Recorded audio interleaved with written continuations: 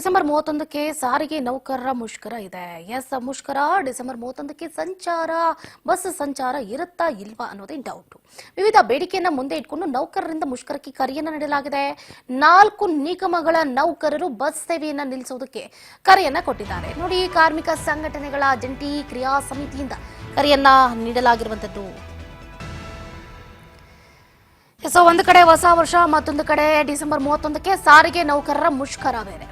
ಹೆಂಗೆ ಬಸ್ಸು ಗೊತ್ತಾಗ್ತಾ ಇಲ್ಲ. ಡಿಸೆಂಬರ್ 31ಕ್ಕೆ ಬಸ್ ಸಂಚಾರ ಇರುತ್ತಾ ಇಲ್ವಾ ಅದು ಕೂಡ ಡೌಟ್. ವಿವಿಧ ಬೇಡಿಕೆಗಳನ್ನ ಪೂರೈಸಲೇಬೇಕು ಅಂತ ನೌಕರರಿಂದ ಮುಷ್ಕರಕ್ಕೆ ಕರೆಯನ್ನ ನೀಡಲಾಗಿದೆ. ಒಂದಲ್ಲ ಎರಡಲ್ಲ 4 ನಿಗಮಗಳು ಕೂಡ ಬಸ್ ಸೇವೆಯನ್ನ ನಿಲ್ಲಿಸಿ ಪ್ರತಿಭಟನೆಯನ್ನ ನಡೆಸುವುದಕ್ಕೆ ಮುಂದಾಗಿದೆ. ಕಾರ್ಮಿಕ ಸಂಘಟನೆಗಳ ಜಂಟಿ ಕ್ರಿಯಾ ಸಮಿತಿಯಿಂದ ಕರೆಯನ್ನ ನೀಡಲಾಗಿರುವಂತದ್ದು. ಒಂದು ಕಡೆ ವಿವಿಧ ಬೇಡಿಕೆಗಳನ್ನ ಈಡೇರಿಸಲೇಬೇಕು. ಎಷ್ಟು ಅಂತ ನಾವು ತಡ್ಕೊಳ್ಳೋದು, ನಮ್ಮ ಬೇಡಿಕೆ ಕೂಡ ಈಡೇರಿಸಿ. ಕೆಎಸ್ಆರ್ಟಿಸಿ ಸೇರಿದಂತೆ ವಿವಿಧ ನಿಗಮದ ಬಸ್ ಸಂಚಾರದಲ್ಲಿ ವ್ಯತ್ಯಯ ಆಗುವಂತಹ ಸಾಧ್ಯತೆ ಇದೆ ಎನ್ನಲಾಗ್ತಾ ಇದೆ.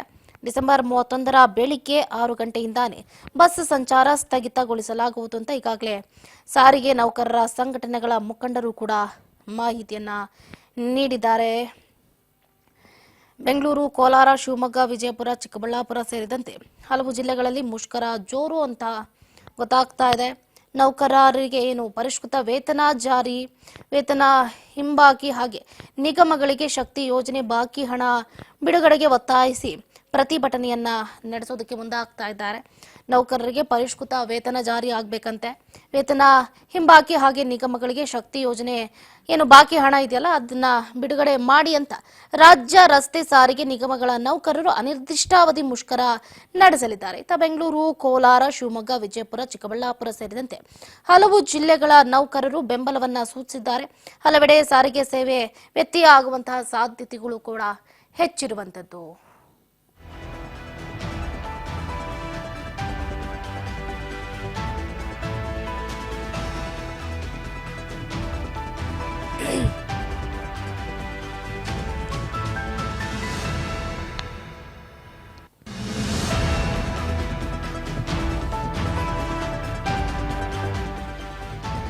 ಮುಷ್ಕರವನ್ನ ತಡೆಯುವ ಉದ್ದೇಶದಿಂದ ರಾಮಲಿಂಗಾರೆಡ್ಡಿ ಹಣ ಪಾವತಿಗೆ ಆದೇಶವನ್ನು ಹೊರಡಿಸಿದ್ದಾರೆ.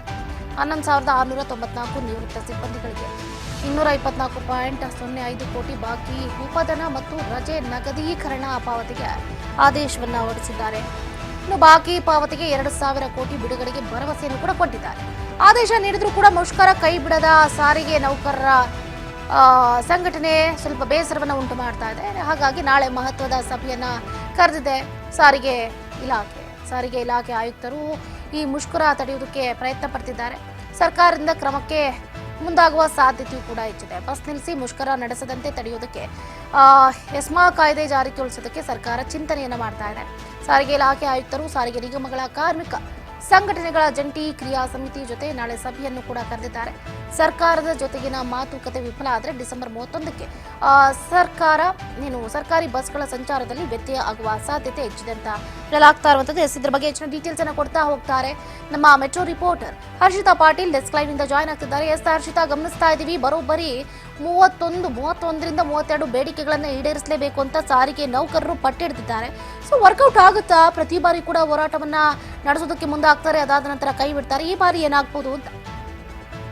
ಚಂದ್ರಕಲಾ, ಡಿಸೆಂಬರ್ 31ಕ್ಕೆ ಹೊಸ ವರ್ಷಾಚರಣೆಯ ಸಂಭ್ರಮದಲ್ಲಿರುವಂತಹ ಜನರಿಗೆ ಒಂದ್ ಕಡೆ ಬಸ್ಗಳ ಸಂಚಾರ ಇರುತ್ತೋ ಇಲ್ವೋ ಅನ್ನುವಂಥ ಕನ್ಫ್ಯೂಷನ್ ಕೂಡ ಇದೆ. ಯಾಕಂತಂದ್ರೆ ಈಗಾಗಲೇ ಸಾರಿಗೆ ಇಲಾಖೆ ನೌಕರರು ಕೂಡ ಒಂದು ಡಿಸೆಂಬರ್ 31ಕ್ಕೆ ಅನಿರ್ದಿಷ್ಟಾವಧಿ ಮುಷ್ಕರಕ್ಕೆ ಕರೆ ನೀಡಿದ್ರು. ವಿವಿಧ ಬೇಡಿಕೆಗಳನ್ನ ಈಡೇರಿಸಬೇಕು ಅಂತ ಹೇಳಿ ಸರ್ಕಾರಕ್ಕೆ ಪದೇ ಪದೇ ಒತ್ತಾಯ ಮಾಡಿದ್ರು.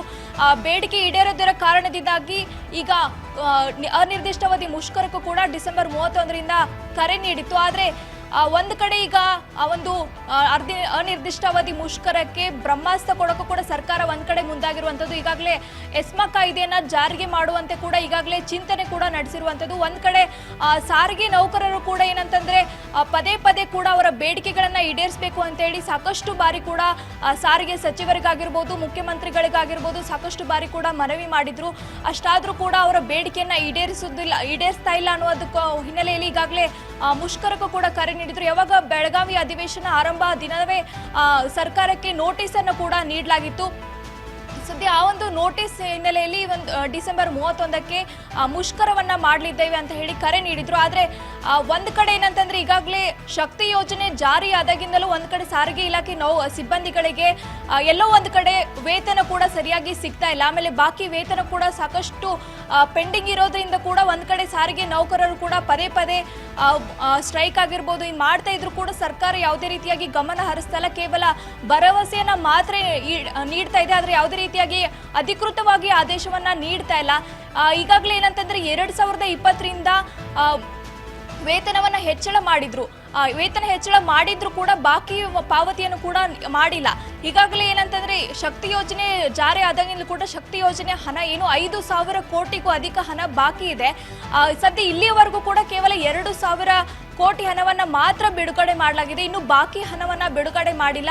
ಅದರಲ್ಲೂ ಕೂಡ ಈಗಾಗಲೇ ನಿವೃತ್ತ ನೌಕರರಿಗೂ ಕೂಡ ಯಾವುದೇ ರೀತಿಯಾಗಿ ಉಪಧನ ಆಗಿರ್ಬೋದು, ಆಮೇಲೆ ಅವರಿಗೆ ಭವಿಷ್ಯದ ಒಂದು ನಿಧಿ ಆಗಿರ್ಬೋದು, ಯಾವುದೇ ರೀತಿಯಾಗಿ ಹಣವನ್ನ ಬಿಡುಗಡೆ ಮಾಡಿಲ್ಲ. ಹೀಗಾಗಿ ನಮ್ಮ ಬೇಡಿಕೆಯನ್ನ ಈಡೇರಿಸಲೇಬೇಕು ಅಂತೇಳಿ ಸಾಕಷ್ಟು ಬಾರಿ ಕೂಡ ಪಟ್ಟು ಹಿಡಿದು ಪ್ರತಿಭಟನೆ ಹೋರಾಟ ಮಾಡಿದ್ರು ಕೂಡ ಯಾವುದೇ ರೀತಿಯಾಗಿ ಸರ್ಕಾರ ಎಚ್ಚೆತ್ತುಕೊಳ್ತಾ ಇಲ್ಲ. ಹೀಗಾಗಿ ಮುಷ್ಕರಕ್ಕೆ ಕೂಡ ಕರೆ ನೀಡಿದ್ರು. ಆದ್ರೆ ಒಂದ್ ಕಡೆ ಸರ್ಕಾರ ಈ ಒಂದು ಮುಷ್ಕರವನ್ನ ತಡೆ ಹಿಡಬೇಕು ಅಂತೇಳಿ ಹಲವಾರು ಕ್ರಮಗಳನ್ನು ಕೂಡ ಈಗಾಗಲೇ ತೆಗೆದುಕೊಳ್ಳಲಾಗಿದೆ. ಈಗಾಗಲೇ ರಾಮಲಿಂಗಾರೆಡ್ಡಿ ಅವರು ಕೂಡ 11,000ಕ್ಕೂ ಅಧಿಕ ಸಿಬ್ಬಂದಿಗಳಿಗೆ 224 ಕೋಟಿ ಬಾಕಿ ಹಣವನ್ನು ಕೂಡ ಬಿಡುಗಡೆ ಮಾಡ್ತೀವಿ ಅಂತೇಳಿ ಆದೇಶವನ್ನ ಕೂಡ ನೀಡಿದ್ರು. ಅದರ ಜೊತೆಗೆ ಇನ್ನು ಮುಂದಿನ ದಿನಗಳಲ್ಲಿ 2,000 ಕೋಟಿ ಬಾಕಿ ಹಣವನ್ನು ಕೂಡ ಬಿಡುಗಡೆ ಮಾಡ್ತೀವಿ ಅಂತ ಒಂದು ಭರವಸೆಯನ್ನು ಕೂಡ ನೀಡಿದ್ದಾರೆ. ಇಷ್ಟಾದ್ರೂ ಕೂಡ ನಮ್ಗೆ ಈ ಒಂದು ಕೇವಲ ಭರವಸೆಯಿಂದ ನಾವು ಬಗ್ಗಲ್ಲ, ನಮ್ಗೆ ಒಂದು ಸೂಕ್ತವಾದ ಬಾಕಿ ಹಣವನ್ನ ಕೂಡ ತಕ್ಷಣವೇ ಬಿಡುಗಡೆ ಮಾಡಬೇಕು ಅಂತ ಹೇಳಿ ಈಗಾಗಲೇ ಸಾರಿಗೆ ನೌಕರರ ಜಂಟಿ ಕ್ರಿಯಾ ಸಮಿತಿ ವತಿಯಿಂದ ಈಗಾಗಲೇ ಮುಷ್ಕರಕ್ಕೆ ಕೂಡ ಕರೆಯನ್ನು ನೀಡಲಾಗಿದೆ. ಒಂದ್ ಕಡೆ ಸರ್ಕಾರ ಕೂಡ ಈಗ ಅವರ ಜೊತೆಗೆ ಮಾತುಕತೆ ನಡೆಸಕ್ಕೆ ನಾಳೆ ಸಭೆಯನ್ನು ಕೂಡ ಕರೆದಿರುವಂತದ್ದು. ಸಾರಿಗೆ ಆಯುಕ್ತರು ಹಾಗೂ ಸರ್ಕಾರದ ಅಧಿಕಾರಿಗಳಿಂದಲೂ ಕೂಡ ಒಂದು ಸಭೆಯನ್ನು ಕರೆಯಲಾಗಿದೆ. ಸದ್ಯ ನಾಳೆ ಸಭೆಯಲ್ಲಿ ಒಂದು ನಿರ್ಧಾರವನ್ನ ತೆಗೆದುಕೊಳ್ಳಲು ಕೂಡ ಸಾರಿಗೆ ನೌಕರರು ಕೂಡ ಮುಂದಾಗಲಿದ್ದಾರೆ. Chandrakala. Yes, thank you Harshitha Patil, ನಿಮ್ಮ ಕಂಪ್ಲೀಟ್